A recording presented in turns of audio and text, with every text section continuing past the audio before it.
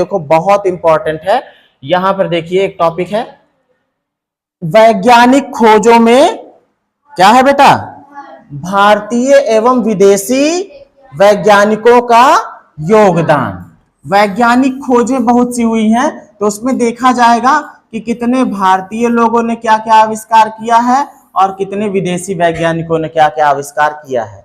आइए थोड़ा सा जानते हैं। सीमा अपनी शिक्षिका से अनुरोध कर रही है। सीमा कक्षा 6 की छात्रा थी ना, क्या अनुरोध किया कि मुझे उन वैज्ञानिकों की खोजों के बारे में जानने की बड़ी उत्सुकता यानी कि इच्छा जग रही है जिन्होंने महत्वपूर्ण खोजें की है।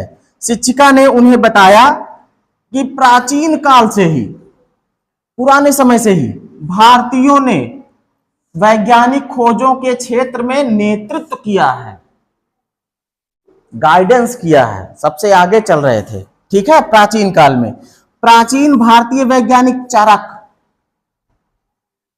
ऋषि थे, ऋषि मुनि थे, बहुत बढ़िया वैज्ञानिक थे भाई, बहुत बड़े वैज्ञानिक थे उस समय के। जड़ी बूटियों के औषधीय गुणों द्वारा रोगों का उपचार की विधि विकसित की थी इन्होंने। किससे? जड़ी बूटियों से। किसने? कौन से वैज्ञानिक? चाणक्य। इन्होंने जड़ी बूटियों के औषधीय गुणों से रोगों के उपचार की विधि विकसित कर ली थी। कोई केमिकल वाली दवा ये नहीं यूज करते थे, जड़ी बूटियों से ही ये लोगों को जो भी बीमारियां होती थी उनको ठीक कर देते थे। सुश्रुत, ये ऑपरेशन करने में माहिर थे। शल्य चिकित्सा, शल्य चिकित्सा वही चीरफाड़ ऑपरेशन करना के क्षेत्र में महत्वपूर्ण योगदान दिया। आर्यभट्ट ने पाई का मान ज्ञात किया था। किसका? वही 22/7 परिधि और व्यास का अनुपात। व्रत में हम लोग पढ़े थे ना इसको, ऐसे व्रत होता है तो इसको बोलते हैं क्या, बाहर वाली को क्या बोलते हैं? परिधि है। ये क्या है? परिधि। और मान लो यहां पर केंद्र है तो इसको क्या बोलते हैं? व्यास बोलते हैं। क्या बोलते हैं? व्यास। परिधि और व्यास का जो अनुपात होता है, परिधि और व्यास का अनुपात होता है, उसको पाई से दिखाया जाता है। किससे दिखाया जाता है? पाई से। तो आर्यभट्ट ने पाई का मान तथा श्रीधराचार्य ने जो है वर्ग समीकरण को हल देने वाले प्रथम गणितज्ञ थे। देखो आर्यभट्ट ने पाई का मान निकाला था। किसका मान निकाला था? पाई का मान निकाला था। ठीक है, पाई की खोज नहीं की थी, मान निकाला था। और श्रीधराचार्य इन्होंने जो है द्विघात समीकरण, दो घात वाला समीकरण, जैसे ऐसे लिखा हो x² + 2x + 5, इस तरीके वाले जो समीकरण जिसमें दो घात लगी होती है, इसको हल करने का एक बहुत बढ़िया फार्मूला बना दिया था। उसी से आज भी देखो हाई स्कूल में गणित लगाई जाती है, द्विघात समीकरण वाले। आधुनिक वैज्ञानिक खोजों में भारतीय एवं अन्य देशों के वैज्ञानिकों एवं उनकी खोजों की तालिका 1.2, हम लोग चलो 1.2 और 1.3 टेबल देखते हैं। इसमें देखेंगे कितने वैज्ञानिक भारत के थे और कितने विदेशी थे। अब विदेशी में कई देशों की बात होने लगती है, 250 से अधिक देश है ना। तो आप ये ना कहना कि भारत वाले तो बहुत कम है ना। चलो यहां पे आ गए हैं, टेबल कौन सी है? 1.2 है ना। यहां पे देखोगे आप क्या लिखा हुआ? भारतीय वैज्ञानिकों के बारे में पहले बताया जा रहा है। किसके बारे में? भारतीय वैज्ञानिक। भारतीय वैज्ञानिक देखो कौन कौन भाई। सबसे पहले नंबर पे कौन है? जगदीश चंद्र बोस। इन्होंने क्या बताया था कि पौधे जो है संवेदनशील होते हैं।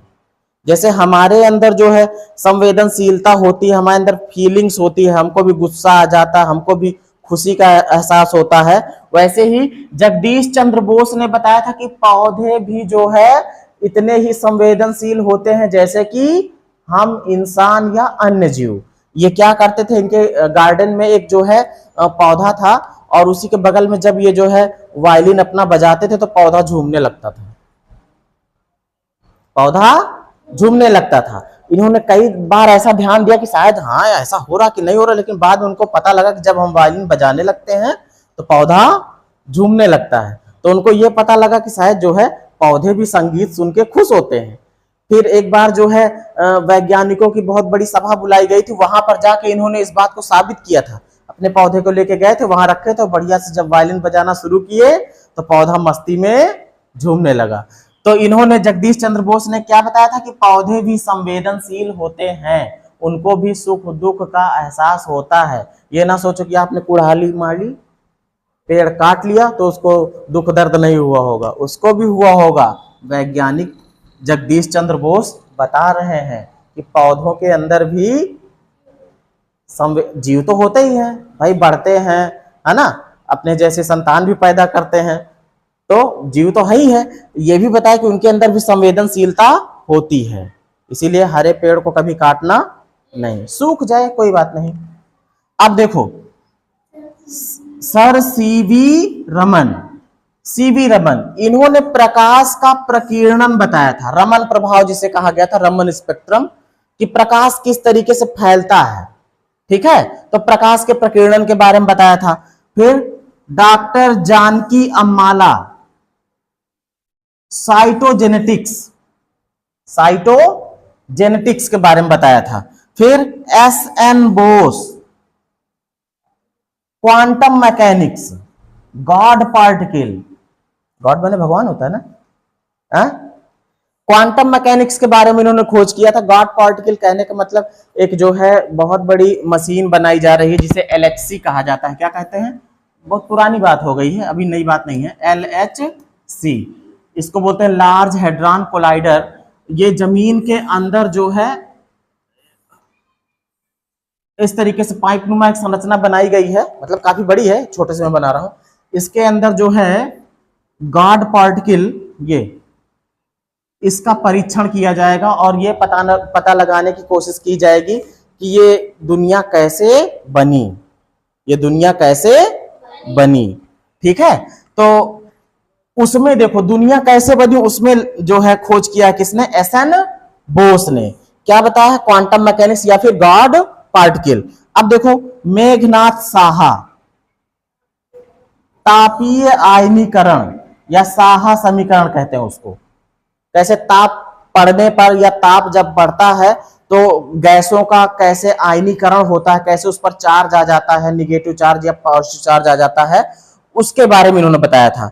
फिर है T.R. शेषाद्री, ऑर्गेनिक केमिस्ट्री, औषधि विज्ञान के जनक थे, है ना, इसकी खोज की थी इन्होंने।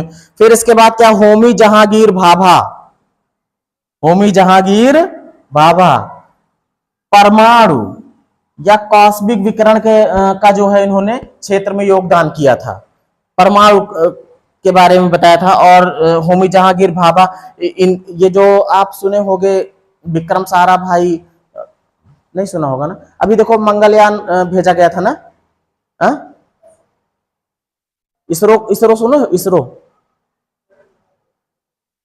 चलो आगे जब क्लास 7 में जाओगे तो जानोगे, वहीं बताएंगे। तो कॉस्मिक विकिरण के बारे में बताया था। फिर विक्रम साराभाई, देखो विक्रम साराभाई का नाम लिया, उनका आ गया। अंतरिक्ष अनुसंधान में इन्होंने योगदान दिया था, स्पेस में जाने के लिए। स्पेस का मतलब क्या हो गया, धरती के बाहर का एक ऐसा क्षेत्र जहां पर कोई भी आकर्षण बल ना हो, मतलब ढेर सारे ग्रह उपग्रह खगोलीय पिंड आसमान में घूम रहे हैं ना, तारे वारे सब कुछ, तो हर पिंड अपनी तरफ खींचता है, जैसे धरती हर चीज को अपनी तरफ खींचती है, वैसे चंद्रमा भी अपनी तरफ खींचता होगा, सूरज भी अपनी तरफ खींचता होगा।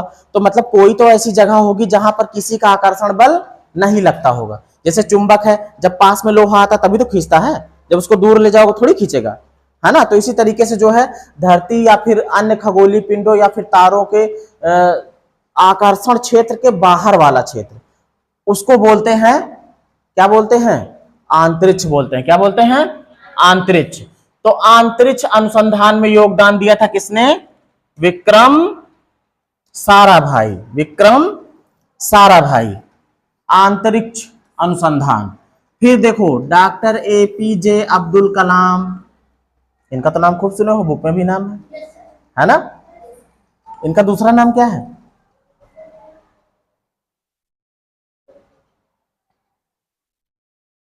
APJ अब्दुल कलाम को एक और नाम दिया गया है।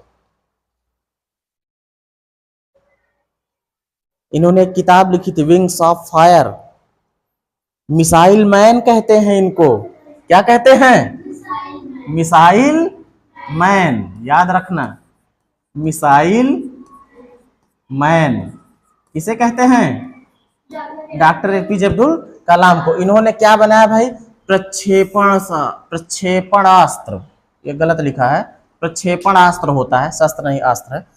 मिसाइल बनाई है, जो रॉकेट है ना, रॉकेट जिससे उपग्रह ऊपर ले जाया जाता है, चाहे चंद्रमा पे ले जाना हो चाहे जहां ले जाना हो, किसकी बदौलत बना है? डॉक्टर एपीजे अब्दुल कलाम की वजह से। अब इसके बाद देखो डॉक्टर कस्तूरी रंगन या रंजन, प्रक्षेपणास्त्र इन्होंने भी बनाया था, मतलब जो रॉकेट होते हैं, रॉकेट, रॉकेट जानते हो ना, उपग्रहों को लेकर जो उड़ जाता है ऊपर, है ना, वही चीज। डॉक्टर हरगोविंद खुराना आनुवंशिकी कोड की व्यवस्था की थी। फिर इसके बाद सुब्रमण्यम चंद्रशेखर खगोल विज्ञान। कल्पना चावला, खूब सुने हो, अंतरिक्ष विज्ञान में इनका योगदान रहा था। ये कहां अंतरिक्ष में गई थी, वहां पर रही थी, लेकिन जब वापस आ रही थी तो इनका जो है एयरक्राफ्ट था वो क्रैश हो गया था। बात समझ गए? फिर ये वीर गति को प्राप्त हो गई थी। फिर अब देखिए doctor CNR Rao, solid state and material chemistry में योगदान था इनका। तो इतने थे भारतीय वैज्ञानिकों का विज्ञान के क्षेत्र में योगदान। यहां देखिए सबकी तस्वीर है, दिख रही है? ये कौन है, पहचान लो चेहरे सबके, कभी अगर दिखे तो ये ना हो कि जान ही ना पाओ।